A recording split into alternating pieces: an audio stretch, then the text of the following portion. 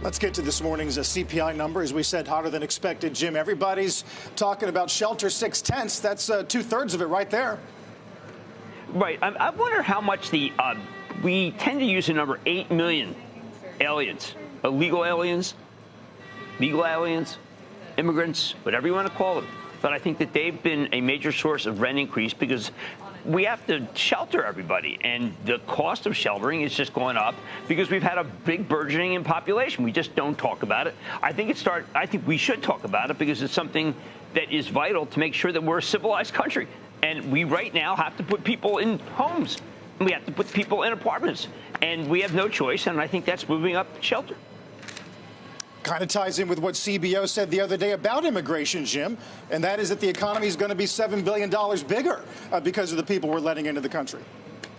Well, look, these are undocumented immigrants. I think I do not share the negativity about this, by the way, because we have such a shortage of workers. And I think if we just adopt kind of a humane approach and also legislation in Washington, we will be able to make it so that everybody's productive. But in the interim, we have to shelter people. And I think that this big influx of undocumented immigrants and documented has made it so that we have no choice but to have rents go up. I actually think home prices will not go up as much.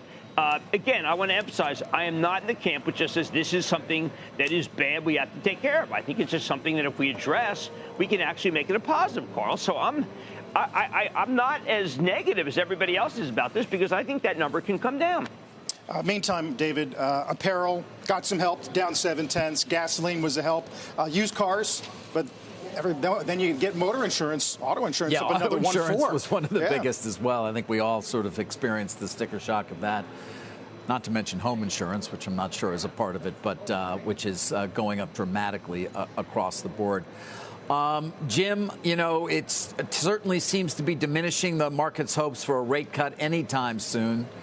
I think the chances now for a rate cut in May, we don't even talk about March any longer, of course.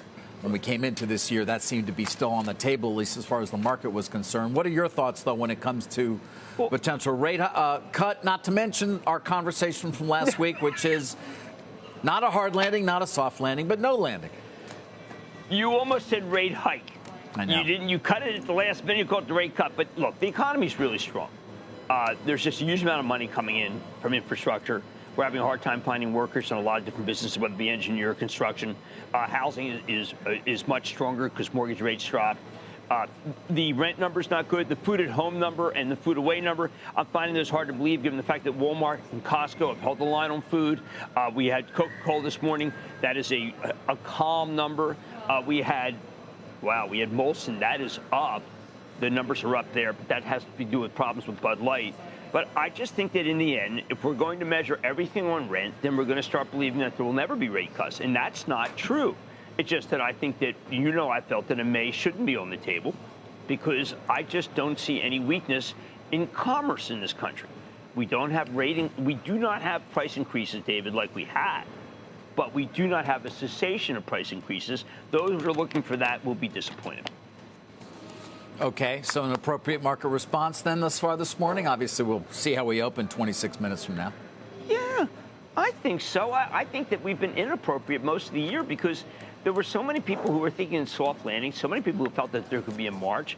People put March, they put May, but they never look at the actual numbers. I mean, there are enough numbers in this CPI that are not the way they want to go that I think Jay Powell has been correct by saying, let's wait and see. And a wait-and-see number says, look, we would like to see rents come down because rents are integral. People have to have food. They have to have shelter. Food and shelter were not good in this report. I think food will be better. I think it might make time for shelter. Carl, look, we've had a big influx of people. And I don't know why a big influx of people would ever be considered negative or keep rents the same because that is a rental group. And I just think that they're not talked about because I don't know how it became taboo to talk about all the people who've come in, because I think that it's necessary to calculate what they've done with rent because it's obviously substantial.